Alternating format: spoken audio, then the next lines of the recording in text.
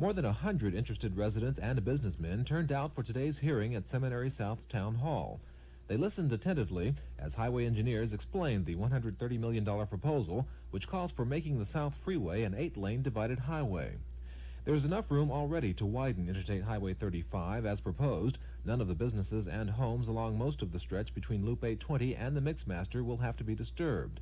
But altering the interchanges is another matter. Making the Mixmaster a 4-level direct interchange, which will help traffic patterns, would require displacing more than 130 families, more than 50 businesses, and 8 nonprofit organizations. To do the same thing at Loop 820 and the South Freeway would displace about 20 businesses, including a couple of motels and restaurants. Even part of the West Freeway is involved in the plan.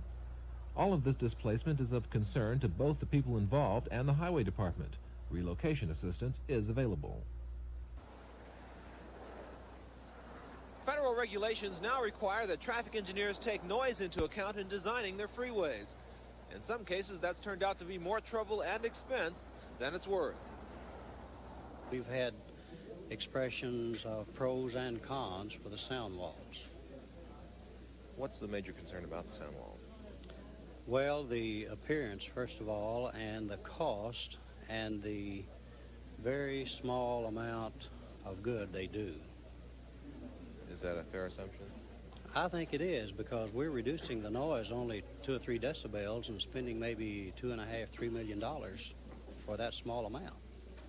Federal requirement. It's a federal requirement. The aesthetics of noise barriers are matters of opinion. Highway officials say residents who don't want them may not have to have them. They won't be erected in commercial areas at all.